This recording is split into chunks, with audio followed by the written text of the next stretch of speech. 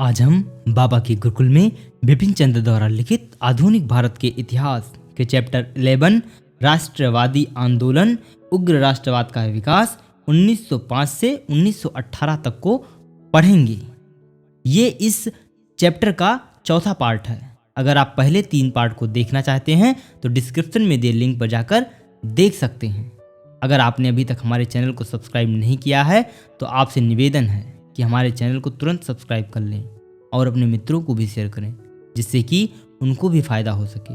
आपका सपोर्ट हमारे लिए महत्वपूर्ण है। तो हम शुरू करते हैं। संप्रदायवाद का विकास। 19वीं सदी के अंत तक राष्ट्रवाद के उदय के साथ साथ संप्रदायवाद ने भी सिर उठाया और इसके कारण भारतीय जनता और राष्ट्रीय आंदोलन की एकता के लिए सबसे बड़ा खतरा पैदा हुआ। इसके पहले कि हम संप्रदायवाद के उदय और विकास का वर्णन करें, इस शब्द की परिभाषा जान लेना उचित होगा। संप्रदायवाद मूल रूप से एक विचारधारा है। सांप्रदायिक दंगे इस विचारधारा के अनेक परिणामों में से केवल एक परिणाम है। संप्रदायवाद इस विश्वास का नाम है कि चूंकि कुछ लोग किसी एक विशेष धर्म को मानते हैं, इसलिए उनके पार्थिव अर्थात सामाजिक, राजनीतिक और आर्थिक हित भी समान होते हैं।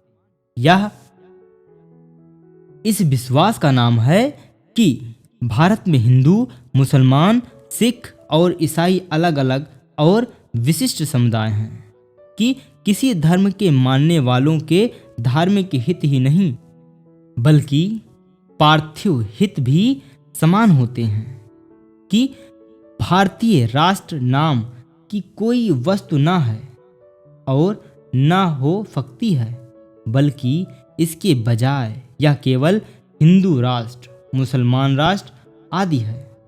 भारत उपरोक्त कारण से धार्मिक समुदाय का एक महासंघ मात्र है।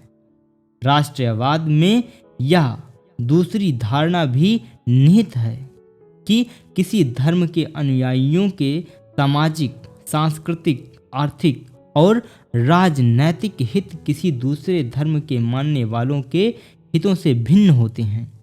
संप्रदायवाद का तीसरा चरण तब आरंभ होता है जब विभिन्न धर्मों के अनुयायियों या विभिन्न धार्मिक समुदायों के हितों को परस्पर विरोधी और शत्रुतापूर्ण समझा जाने लगता है। इस चरण में संप्रदायवादी यह दावा करते हैं कि हिंदुओं और मुसलमानों के पार्थिव हित समान नहीं हो सकते हैं और उनके पार्थिव हितों का एक दूसरे से टकराना निश्चित है। यह बात सही नहीं है कि संप्रदायवाद मध्यकाल का अवशेष है या तब से चला आ रहा है। हालांकि धर्म लोगों के जीवन का एक महत्वपूर्ण अंग रहा है और धर्म को लेकर कभी कभी वे झगड़ते भी रहे हैं। फिर भी 1870 के दशक के पहले तक शायद ही किसी सांप्रदायिक विचारधारा और सांप्रदायिक राजनीति का अस्तित्व रहा हो। संप्रदायवाद एक आधुनिक प्रवृत्ति है। इसकी जड़ें आधुनिक औपनिवेशिक, सामाजिक, आर्थिक और राजनीतिक संरचना में निहित है। संप्रदायवाद का उदय जनता और उसकी भागीदारी पर आधारित एक नई आधुनिक राजनीति का परिणाम है। इसके कारण जनता से व्यापक संबंध बनाने और उसकी आस्था जीतने तथा नई पहचान कायम करने की आवश्यकता उत्पन्न हुई। यह प्रक्रिया अनिवार्यतः कठिन, धीमी और जटिल रही।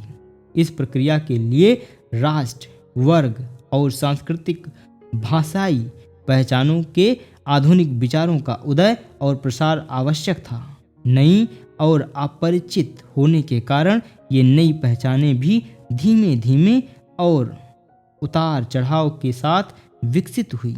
अक्सर लोग नई वास्तविकता को समझने, व्यापक संबंध बनाने और नई पहचानें कायम करने के लिए जाति, स्थान, पंथ और धर्म की पुरानी और परिचित पहचानों का उपयोग करते रहे। ऐसा पूरी दुनिया में हुआ, लेकिन धीरे धीरे राष्ट्र, जातीय और वर्ग की नई आधुनिक और ऐतिहासिक रूप में आवश्यक पहचानें स्थापित हुईं।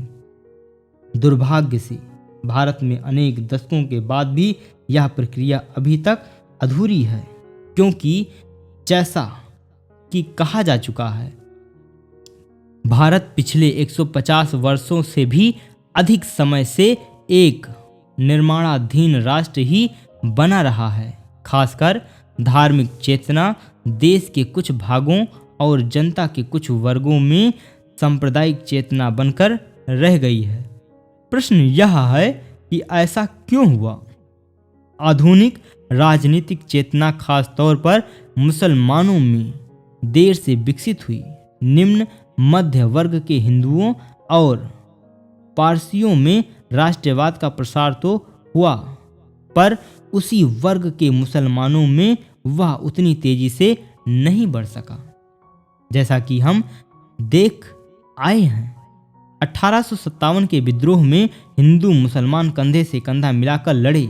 वास्तव में विद्रोह को कुचलने के बाद ब्रिटिश अधिकारियों ने मुसलमानों से खास तौर पर बदला चुकाया था।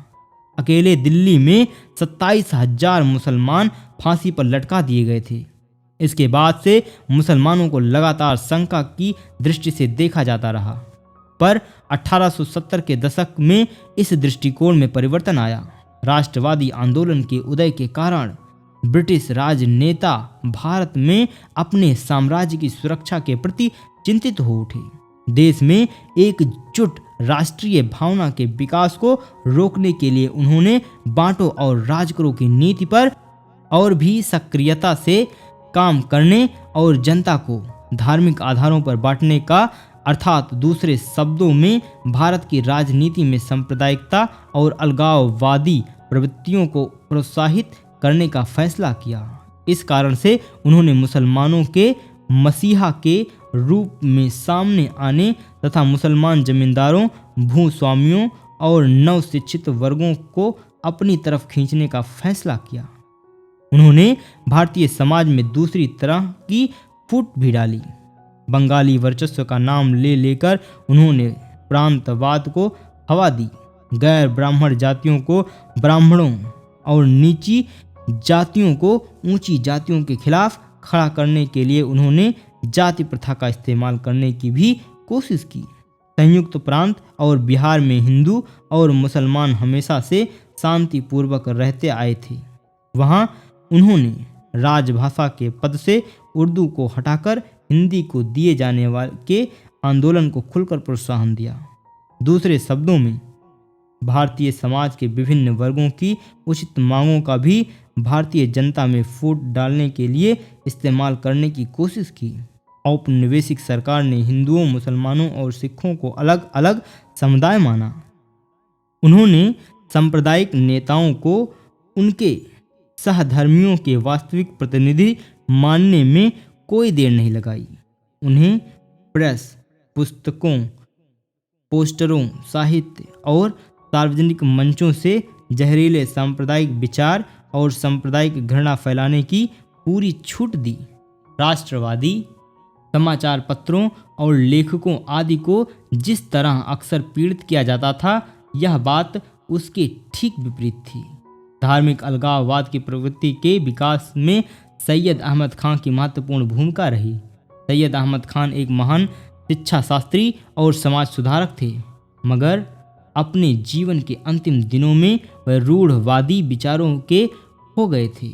1880 के दशक में अपने विचारों को छोड़कर उन्होंने घोषणा की कि हिंदुओं और मुसलमानों के राजनीतिक हित समान न होकर भिन्न भिन्न बल्कि एकदम अलग अलग हैं।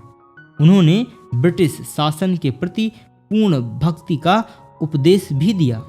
1885 में जब भारतीय राष्ट्रीय कांग्रेस की स्थापना हुई तो उन्होंने उसका विरोध करने का और बनारस के राजा शिव प्रसाद के साथ मिलकर ब्रिटिश राज्य के प्रति वफादारी का आंदोलन चलाने का निश्चय किया।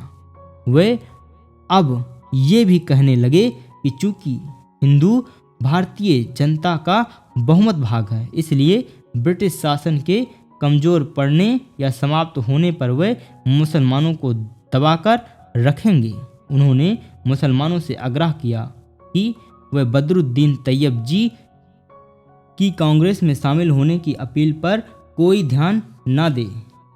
ये विचार निसंदेह अवैज्ञानिक और वास्तविकता से दूर थे। हिंदू और मुसलमान अलग अलग धर्मों को मानते अवश्य थे, फिर भी इसके कारण उनके आर्थिक और राजनीतिक हित अलग अलग न थे। भाषा, संस्कृति, जाति, वर्ग, समाज स्थिति, खान पान और वस्त्र परिधान, सामाजिक कृत्यों आदि में हिंदू अपने साथी हिंदुओं से और मुसलमान दूसरे मुसलमानों से अलग थे। सामाजिक और सांस्कृतिक दृष्टि से भी हिंदू और मुसलमान जनता तथा वर्गों ने समान जीवन प्रणालियां विकसित कर ली थी। एक बंगाली मुसलमान और एक पंजाबी मुसलमान की तुलना में एक बंगाली मुसलमान और एक बंगाली हिंदू में बहुत सी बातें साझी थी। इसके अलावा ब्रिटिश साम्राज्यवाद हिंदू मुसलमान दोनों का बराबर और मिलकर दमन और शोषण कर रहा था। यहाँ तक कि 1884 में सैयद खान ने भी लिखा था, क्या आप एक ही देश में नहीं रहते? क्या आप एक ही धरती पर जलाए और दफनाए नहीं जाते? क्या आप एक ही जमीन पर नहीं चलते या एक ही धरती पर नहीं रहते? याद रखिए कि हिंदू और मुसलमान शब्द केवल धार्मिक अंतर के लिए हैं, वरना सभी लोग चाहे हिंदू हो या मुसलमान, बल्कि इस देश में रहने वाले ईसाई भी इस खास अर्थ में एक ही राष्ट्र के सदस्य हैं। इसलिए इन सभी विभिन्न मतों को एक राष्ट्र कहा जा सकता है और इसलिए देश के जो सबका देश है उसके भले के लिए एक एक व्यक्ति को एकता के सूत्र में बंध जाना चाहिए। तो प्रश्न यह है, मुसलमानों में सांप्रदायिक और अलगाववादी विचार प्रवृत्ति कैसे विकसित हुई? कुछ हद तक इसका कारण शिक्षा, व्यापार और उद्योगों में मुसलमानों का तुलनात्मक पिछड़ापन था। मुस्लिम उच्च वर्गों में अधिकांश जमींदार और अभिजात लोग थे। चूंकि 19वीं सदी के पहले 70 वर्षों में उच्च वर्गों के मुसलमान बहुत ब्रिटिश विरोधी, रूढ़वादी और आधुनिक शिक्षा के दुश्मन थे, इसलिए देश में शिक्षित मुसलमानों की संख्या बहुत कम थी। फलस्वरूप आधुनिक पश्चिमी विचार, जिसका आधार विज्ञान, लोकतंत्र और राष्ट्रवाद था, मुसलमान बुद्धिजीवियों में नहीं फैले और वे परंपरा के दास और पिछड़े बने रहे। बाद में सैयद अहमद खान, नवाब अबुल लतीफ़ बदरुद्दीन तैयब जी और दूसरे लोगों के प्रयासों के कारण मुसलमानों में आधुनिक शिक्षा का प्रसार हुआ, लेकिन मुसलमानों में शिक्षित लोगों का भाग हिंदू, पारसियों और ईसाइयों से बहुत कम रहा। इसी तरह उद्योग व्यापार के विकास में भी मुसलमानों में शिक्षितों, उद्योगपतियों और व्यापारियों की कम संख्या के कारण प्रतिक्रियावादी बड़े जमींदार मुसलमान जनता पर अपना प्रभाव बनाए रखने में सफल रहे, जैसा कि हम देख चुके हैं। भूस्वामी और जमींदार चाहे हिंदू हों या मुसलमान अपने स्वार्थ के कारण ब्रिटिश शासन का समर्थन करते थे, पर हिंदुओं में आधुनिक बुद्धिजीवियों तथा उभरते हुए व्यापारी और उद्योगपति वर्ग ने जमींदारों से नेतृत्व छीन लिया था। दुर्भाग्य से मुसलमानों की स्थिति इसके ठीक विपरीत रही। मुसलमानों के शैक्षिक पिछड़ेपन का एक और घातक परिणाम हुआ, क्योंकि सरकारी नौकरियों या व्यवसायों के लिए आधुनिक शिक्षा आवश्यक थी, इसलिए इन क्षेत्रों में भी मुसलमान दूसरों से पीछे रहे।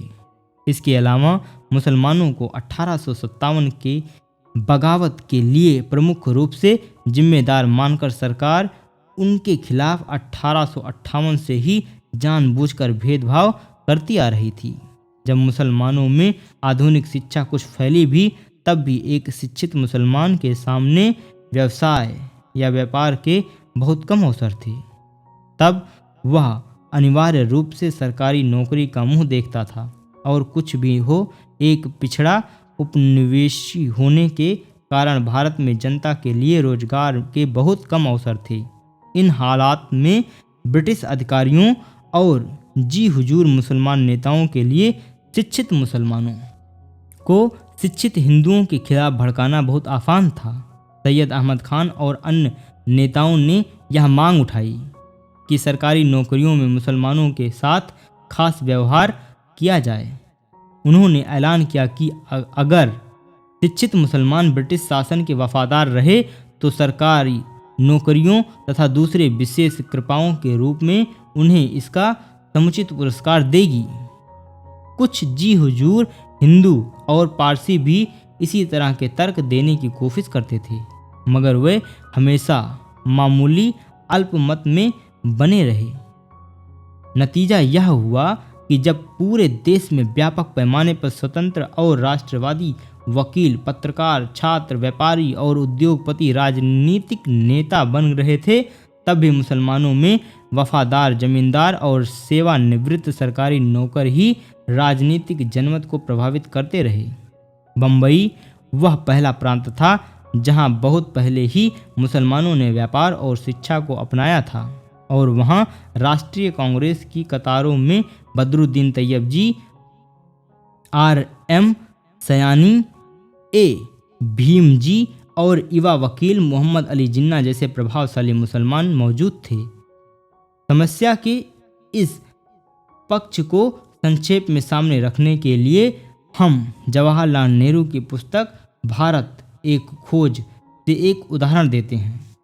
हिंदू और मुसलमान मध्य वर्गों के विकास में एक पीढ़ी या इससे कुछ अधिक समय का अंतर रहा है और यह अंतर आज भी अनेक राजनीतिक, आर्थिक और दूसरी दिशाओं में दिखाई दे रहा है।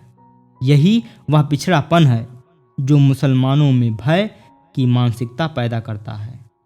इतिहास का छात्र होने के नाते हमें यह भी जानना चाहिए कि उन दिनों स्कूलों और कॉलेजों में जिस तरह से भारतीय इतिहास की शिक्षा दी जाती थी, इसके कारण भी शिक्षित हिंदुओं और मुसलमानों में सांप्रदायिक भावनाओं का विकास हुआ। ब्रिटिश इतिहासकारों और कुछ अनुकरण करने वाले भारतीय इतिहासकारों ने भारतीय इतिहास के मध्यकाल को मुसलमान काल कहा। तुर्क, अफगान और मुगल शासकों के शासन को मुसलमान शासन कहा गया। मुस्लिम जनता भी हिंदू जनता से जितनी ही पीड़ित और करों के बोझ से दबी थी और दोनों को शासक, दरबारी सरकार और जमींदार, चाहे वे हिंदू हों या मुसलमान, एक समान अपमान की दृष्टि से देखते थे तथा उन्हें कीड़े मकोड़े समझते थे। फिर भी इन लेखकों ने ऐलान किया कि मध्यकालीन भारत के सारे मुसलमान शासक थे और सारे ही गैर मुसलमान शासित थे। वे यह बात सामने न ला सके कि हर जगह की तरह भारत में भी प्राचीन और मध्यकालीन युग में राजनीति का आधार आर्थिक व धर्म का उपयोग अपने भौतिक हितों और महत्वाकांक्षाओं को छिपाने के लिए एक बाहरी खोल या आवरण के रूप में किया। इसके अलावा ब्रिटिश और सांप्रदायिक इतिहासकारों ने भारत में एक समन्वित संस्कृति की धारणा पर भी चोट की। निश्चित ही भारत में अनेक प्रकार की संस्कृतियां मौजूद थीं, लेकिन विविधता का कोई धार्मिक आधार न था। किसी एक क्षेत्र के लोगों तथा एक ही क्षेत्र के उच्च और निम्न वर्गों के साझे सांस्कृतिक इतिहासकारों का दावा था कि भारत में हिंदू और मुसलमान संस्कृति का अलग अलग अस्तित्व है। इतिहास के प्रति हिंदू सांप्रदायिक दृष्टिकोण इस भ्रामक धारणा का भी सहारा होता था कि भारतीय समाज और संस्कृति प्राचीन काल में महानता और आदर्श की ऊंचाइयों पर विराजमान थीं, पर मध्यकाल में मुसलमान शासन और प्रभुत्व के कारण उसका निरंतर पतन आरंभ हो गया। भारतीय अर्थव्यवस्था और टेक्नोलॉजी, धर्म और दर्शन, कला और साहित्य, संस्कृति और समाज, फलों, सब्जियों और वस्त्रों के मध्यकाल का जो भी बुनियादी योगदान था उसे नकारा जाने लगा। इस बात को अनेक समकालीन प्रेक्षकों ने देखा समझा उदाहरण के लिए गांधी जी लिखते हैं, जब तक स्कूलों और कॉलेजों में इतिहास की पाठ्यपुस्तकों के द्वारा अत्यंत विकृत इतिहास पढ़ाया जाता है, तब तक सांप्रदायिक सद्भाव स्थायी रूप से स्थापित नहीं हो सकता। साथ ही इतिहास के प्रति सांप्रदायिक दृष्टिकोण को कविता, नाटकों, ऐतिहासिक उपन्यासों और कहानियों, समाचार पत्रों व लोकप्रिय पत्रिकाओं, बच्चों की पत्रिकाओं, पुस्तिकाओं और सबसे बढ़कर सार्वजनिक मंचों से मौखिक रूप से कक्षाओं में अध्यापन, परिवार द्वारा होने वाले सामाजिकरण तथा आपसी बातचीत के द्वारा भी व्यापक रूप से प्रचारित किया गया। भारतीय राष्ट्रवाद के निर्माताओं ने इस बात को अच्छी तरह समझा कि एक राष्ट्र के रूप में भारतीयों को ढालना एक धीमा और कठिन काम है और इसके लिए जनता को लंबे समय तक राजनीतिक शिक्षा देनी होगी। इसलिए उन्होंने अल्पसंख्यकों को यह विश्वास दिलाने की कोशिश की कि राष्ट्रवादी आंदोलन सभी भारतीयों को साझे राष्ट्रीय, आर्थिक और राजनीतिक हितों के आधार पर एकताबद्ध करने का प्रयास करते हुए उनके धार्मिक और सामाजिक अधिकारों की सावधानी पूर्वक रक्षा करेगा। राष्ट्रीय कांग्रेस ने 1886 के अधिवेशन में अध्यक्षीय भाषण देते हुए दादा भाई नौरोजी ने स्पष्ट आश्वासन दिया कि कांग्रेस केवल राष्ट्रीय प्रश्न उठाएगी और धार्मिक तथा सामाजिक मामलों में दखल नहीं देगी। 1889 यानी 1889 में कांग्रेस ने यह सिद्धांत स्वीकार किया कि अगर किसी प्रस्ताव को कांग्रेस के मुसलमान प्रतिनिधियों का बहुमत मुसलमानों के लिए हानिकारक समझता है तो उसे स्वीकार नहीं किया जाएगा। कांग्रेस के आरंभिक वर्षों में अनेक मुसलमान इसमें शामिल हुए। दूसरे शब्दों में, यह समझकर कि राजनीति का आधार धर्म और समुदाय नहीं होने चाहिए, आरंभिक राष्ट्रवादियों ने जनता के राजनीतिक दृष्टिकोण को आधुनिक बनाने की कोशिश की। उग्र राष्ट्रवाद जहां भी दूसरों की बातों में आगे की ओर बढ़ा हुआ एक कदम था, वहीं राष्ट्रीय एकता के विकास की दृष्टि से यह एक पिछड़ा हुआ कदम था। कुछ उग्र राष्ट्रवादियों के भाषण और लेखन धार्मिक रंगत में रंगे हुए होते थे। उन्होंने मध्यकालीन भारतीय संस्कृति को नकारात्मक प्राचीन भारतीय संस्कृति पर जोर दिया।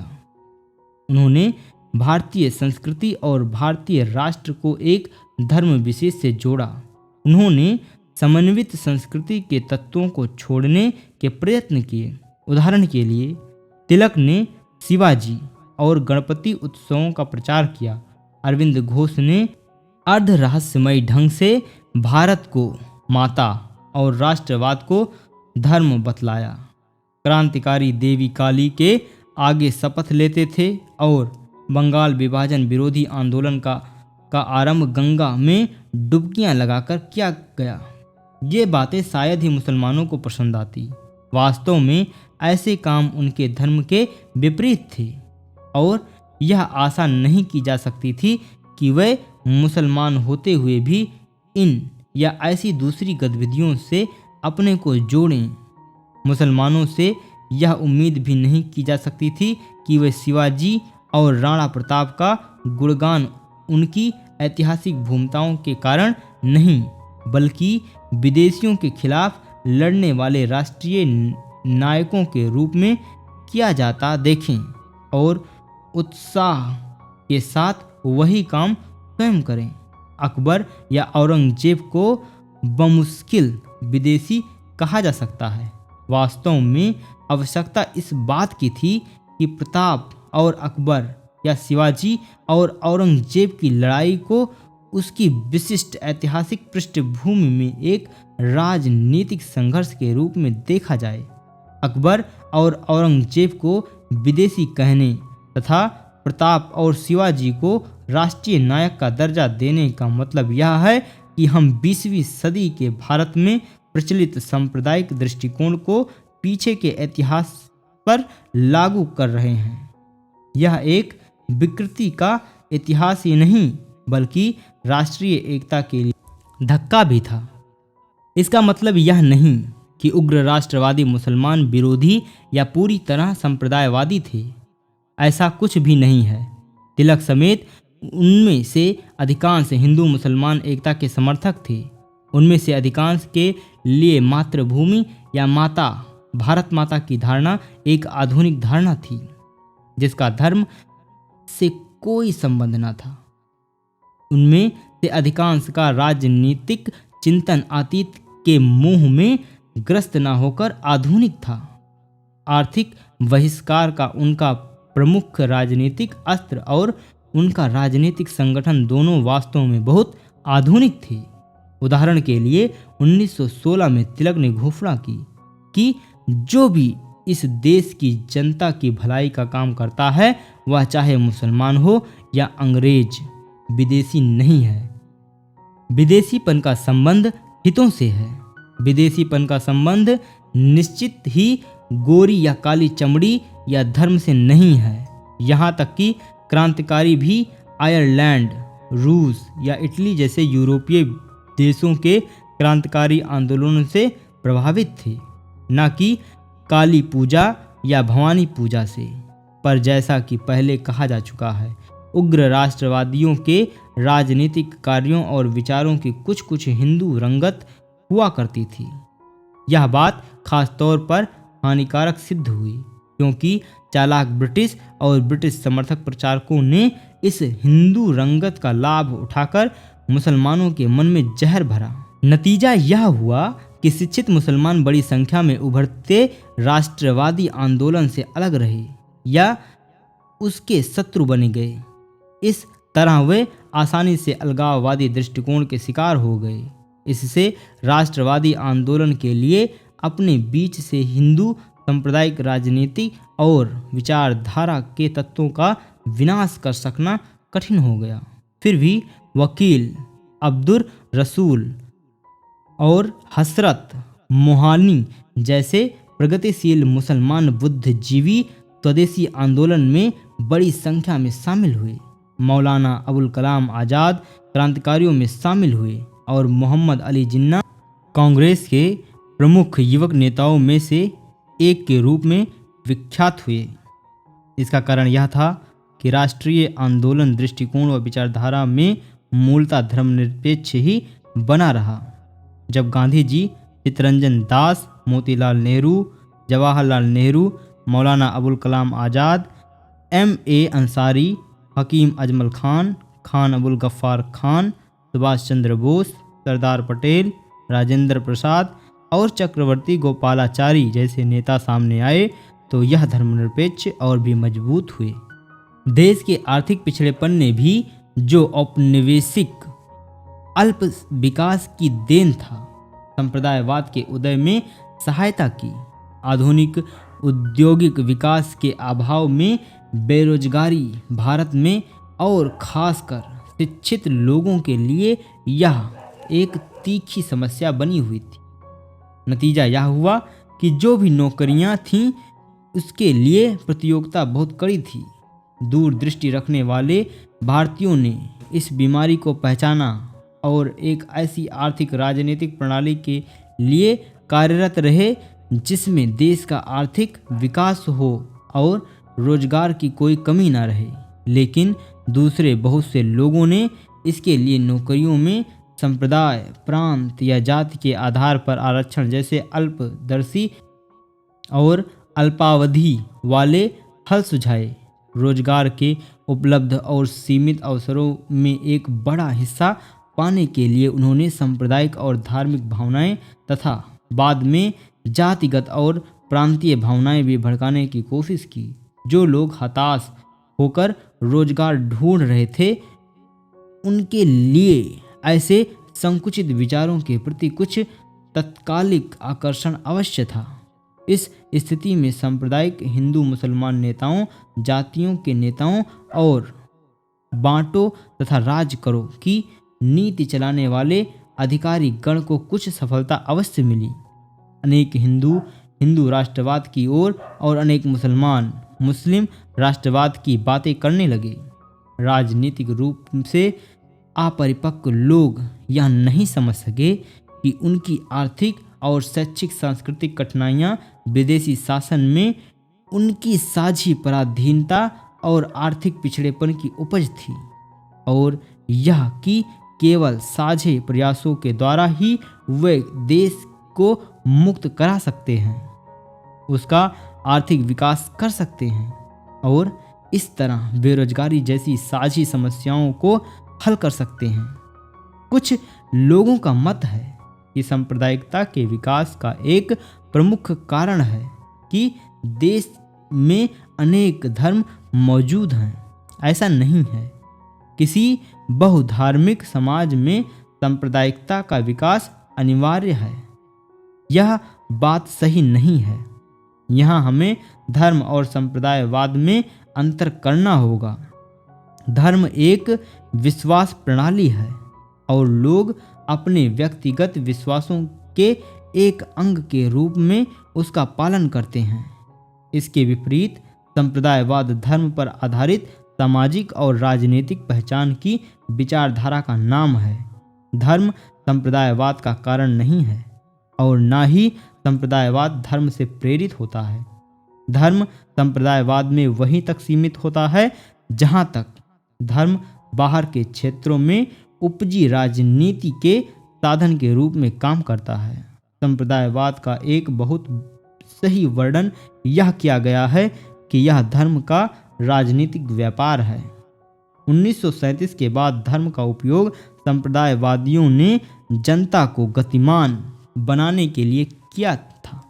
इसलिए धर्मनिरपेक्षता का धर्म से कोई विरोध नहीं है। धर्मनिरपेक्षता का अर्थ केवल यह है कि धर्म व्यक्ति के निजी जीवन तक सीमित रहे और राजनीति तथा राज्य से उसका कोई सरोकार न रहे। जैसा कि गांधी जी ने बार बार कहा है, धर्म हर व्यक्ति का निजी मामला है। इसे राजनीति या राष्ट्रीय मामलों से नहीं जोड़ना चाहिए। शिक्षित मुसलमानों और बड़े मुसलमान नवाबों और जमींदारों के बीच अलगाववादी और वफादारी की प्रवृत्ति तब चरम सीमा पर पहुंची जब 1906 में आगा खान ढाका के नवाब और नवाब मोहसिन उल मुल्क के नेतृत्व में अखिल भारतीय मुसलमान लीग की स्थापना की गई। मुस्लिम लीग की स्थापना एक वफादार सांप्रदायिक और रूढ़िवादी राजनीतिक संगठन के रूप में हुई और उसने उपनिवेशवाद की कोई आलोचना नहीं की, बंगाल के विभाजन का समर्थन किया और सरकारी नौकरियों में मुसलमानों के लिए विशेष सुरक्षा प्रावधानों की मांग की। बाद में वायसराय लॉर्ड मिंटो की सहायता से उसने अलग अलग चुनाव मंडलों की मांग उठाई और उसे मनवा भी लिया। इस तरह जब राष्ट्रीय कांग्रेस साम्राज्यवाद विरोधी आर्थिक और राजनीतिक प्रश्न उठा रही थी, तब मुस्लिम लीग और प्रतिक्रियावादी नेता यह प्रचार कर रहे थे कि मुसलमानों के हित हिंदुओं के हित से अलग हैं। मुस्लिम लीग की राजनीतिक गतिविधियां विदेशी शासन के खिलाफ नहीं बल्कि हिंदुओं और राष्ट्रीय कांग्रेस के खिलाफ थीं। इसके बाद लीग लगातार कांग्रेस की हर राष्ट्रवादी और लोकतांत्रिक मांग का विरोध करती रही। इस तरह वह अंग्रेजों के हाथों में कठपुतली बनी रही, जो कहते रहे कि वे मुसलमानों के विशेष हितों की सुरक्षा करेंगे। लीग जल्द ही उन प्रमुख अस्त्रों में से एक बन गई जिसकी सहायता से अंग्रेज उभरते हुए राष्ट्रवादी आंदोलन से निपटने तथा मुस्लिम शिक्षित वर्ग को राष्ट्रीय आंदोलन में शामिल होने से रोकने की आशा करते थे। मुस्लिम लीग की उपयोगिता बढ़ाने के लिए जनता से संपर्क करने तथा उनका नेतृत्व संभालने में भी अंग्रेजों ने उसे प्रोत्साहित किया। यह सही है कि उस समय राष्ट्रवादी आंदोलन पर भी शिक्षित नगरवासियों का वर्चस्व था, मगर उसका साम्राज्यवाद विरोधी अमीर गरीब हिंदू मुसलमान सभी भारतीयों के हितों का प्रतिनिधित्व था। दूसरी ओर मुस्लिम लीग और उसके उच्च वर्गीय नेताओं के हितों की मुस्लिम जनता के हितों से बहुत कम समानता थी और यह मुस्लिम जनता भी हिंदू जनता की ही तरह विदेशी साम्राज्यवाद से पीड़ित थी। लीग की यह बुनियादी कमजोरी देशभक्त मुसलमानों पर धीरे धीरे स्पष्ट होती गई। शिक्षित मुसलमान युवक खास तौर पर उग्र राष्ट्रवादी विचारों से आकर्षित थे। इसी समय मौलाना मोहम्मद अली, हकीम अजमल खान और मजहरुल हक के नेतृत्व में उग्र राष्ट्रवादी अहरार आंदोलन की स्थापना हुई। ये युवक अलीगढ़ संप्रदाय तथा बड़े नवाबों और जमींदारों की वफादारी की राजनीति को नापसंद करते थे। स्वशासन के आधुनिक विचारों से प्रेरित होकर उन्होंने उग्र राष्ट्रवादी आंदोलन में सक्रिय भागीदार के पक्ष में प्रचार किया। ऐसी ही राष्ट्रवादी भावनाएं पारंपरिक मुसलमान उलेमाओं के एक भाग में भी उभर रही थी। इनका नेतृत्व मदरसा देवबंद करता था। इन विद्वानों में सबसे प्रमुख थे मौलाना अब्दुल कलाम आज़ाद, जिन्होंने अपने समाचार पत्र अल हिलाल में बुद्धिवादी और राष्ट्रीय विचारों का प्रचार किया। इस पत्र की स्थापना उन्होंने 1912 में की थी, जब वे केवल 24 वर्ष के थे। मौलाना मोहम्मद अली आज़ाद और दूसरे युवकों ने साहस और निर्भयता का संदेश दिया और कहा कि इस्लाम और राष्ट्रवाद का आपस में कोई विरोध नहीं है। 1911 में तुर्की की उस्मानिया सल्तनत और इटली के बीच लड़ाई छिड़ गई और 1912 से 1913 में तुर्की का बाल्कन के देशों से युद्ध हुआ। उस समय तुर्की का शासक स्वयं को खलीफा यानी तमाम मुसलमानों का धर्मगुरु भी कहता था। इसके अलावा मुसलमानों के लगभग सभी धर्म स्थल तुर्की के साम्राज्य में स्थित थे। भारत में तुर्की के प्रति सहानुभूति की लहर दौड़ गई। Doctor M.A. अंसारी के नेतृत्व में तुर्की की सहायता के लिए एक मेडिकल मिशन भेजा गया। चूंकि बाल्कन युद्ध के दौरान और उसके बाद भी ब्रिटेन की नीति तुर्की के प्रति सहानुभूतिपूर्ण न थी, इसलिए तुर्की समर्थक और खलीफा समर्थक यानी मुखालफत की भावनाएं साथ ही साम्राज्यवाद विरोधी भी हो गई। वास्तव में अनेक वर्षों तक अर्थात 1912 से 1924 तक मुस्लिम लीग राष्ट्रवादी युवकों के सामने पूरी तरह दबे रहे। दुर्भाग्य से बुद्धिवादी विचारों वाले आज़ाद जैसे कुछ एक लोगों को छोड़कर अधिकांश उग्र राष्ट्रवादी मुसलमान युवकों ने राजनीति के प्रति आधुनिक धर्मनिरपेक्ष दृष्टिकोण को पूरी तरह स्वीकार नहीं किया। परिणाम यह हुआ कि जिस प्रश्न को सबसे महत्वपूर्ण प्रश्न के रूप में उन्होंने उठाया वह राजनीतिक स्वाधीनता का नहीं, बल्कि धर्म स्थानों और तुर्क साम्राज्य की रक्षा का प्रश्न था। साम्राज्यवाद के आर्थिक और राजनीतिक दुष्परिणामों को समझने और उसका विरोध करने के बजाय वे साम्राज्यवाद से इस बात पर लड़ रहे थे कि वह खलीफा और उनके धर्म स्थानों के लिए एक खतरा था।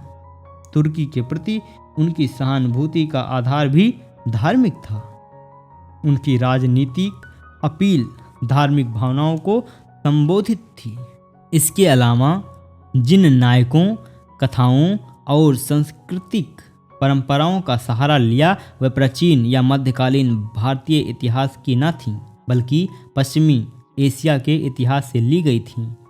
यह सही है कि इस दृष्टिकोण का भारतीय राष्ट्रवाद से तत्काल कोई टकराव नहीं हुआ, बल्कि उसने अपने समर्थकों को साम्राज्यवाद विरोधी ही बनाया और शिक्षित मुसलमानों में राष्ट्रवाद की प्रवृत्ति को बल पहुंचाया। लेकिन कालांतर में यह दृष्टिकोण भी हानिकारक सिद्ध हुआ, क्योंकि उसने राजनीतिक प्रश्नों को धार्मिक दृष्टिकोण से देखने की आदत को मजबूत बनाया। खैर, कुछ भी हो, इस तरह की राजनीतिक गतिविधि मुस्लिम जनता में आर्थिक और राजनीतिक प्रश्नों पर एक आधुनिक और धर्मनिरपेक्ष दृष्टिकोण के विकास में सहायक नहीं हुई।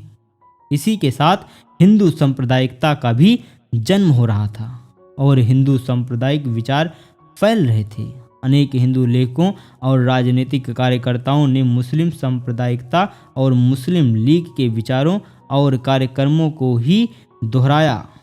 1870 के बाद से ही हिंदू जमींदारों, सूदखोरों और मध्यवर्गीय पेशेवर लोगों ने मुस्लिम विरोधी भावनाएं भड़काना आरंभ कर दिया था। भारतीय इतिहास की औपनिवेशिक समझ को पूरी तरह अपनाकर ये लोग मध्यकाल में निरंकुश मुस्लिम शासन की और मुसलमानों के उत्पीड़न से हिंदुओं को बचाने के संबंध में अंग्रेजों की मुक्तिदायी भूमिका की बातें करते थे और उसके बारे में लिखते थे। संयुक्त प्रांत और बिहार में उन्होंने सही तौर पर हिंदू का सवाल उठाया, मगर उसे एक सांप्रदायिक रंग दे दिया और इस अनैतिहासिक धारणा का प्रचार किया कि उर्दू मुसलमानों की तथा हिंदी हिंदुओं की भाषा है। 1890 के तत्काल बाद के वर्षों में पूरे भारत में गौ हत्या विरोधी प्रचार अभियान चलाया गया। यह अभियान अंग्रेजों के नहीं बल्कि मुसलमानों के खिलाफ था। उदाहरण के लिए ब्रिटिश फौजी छावनियों को बड़े पैमाने पर गौ हत्या करने के लिए खुला छोड़ दिया गया। 1909 में पंजाब हिंदू सभा की स्थापना हुई। इसके नेताओं ने राष्ट्रीय कांग्रेस पर इस बात के लिए चोट की कि वह सभी भारतीयों को एक राष्ट्र के रूप में एकजुट करना चाहते हैं। उन्होंने कांग्रेस की साम्राज्यवाद विरोधी राजनीति का विरोध किया। इसके बजाय उन्होंने कहा कि मुसलमानों के खिलाफ संघर्ष में हिंदू विदेशी सरकार को खुश रखे। इसके एक नेता लाल चंद्र ने घोषणा की कि हिंदू स्वयं को पहले हिंदू और फिर भारतीय माने। अप्रैल 1915 में कासिम बाजार के महाराजा की अध्यक्षता में अखिल भारतीय हिंदू महासभा का पहला अधिवेशन हुआ, पर वर्षों तक यह कुछ कमजोर संगठन ही बना रहा। इसका एक कारण यह था कि आधुनिक धर्मनिरपेक्ष बुद्धिजीवियों और मध्य वर्ग का हिंदुओं में ज़्यादा असर था। दूसरी ओर मुसलमानों पर प्रमुख प्रभाव अभी भी जमींदारों, नौकरशाहों और पारंपरिक धार्मिक मुल्लाओं का ही था। इसके अलावा औपनिवेशिक सरकार हिंदू संप्रदायवाद को कम सहायता और समर्थन देती थी, क्योंकि वह मुस्लिम संप्रदायवाद पर बुरी तरह निर्भर थी और एक ही साथ दोनों तरह के संप्रदायवाद को आसानी से खुश नहीं रख सकती थी। तो यहाँ पर आपका ये पार्ट समाप्त हुआ। हमारे साथ यहाँ तक बने रहने के लिए आप सभी का बहुत बहुत धन्यवाद।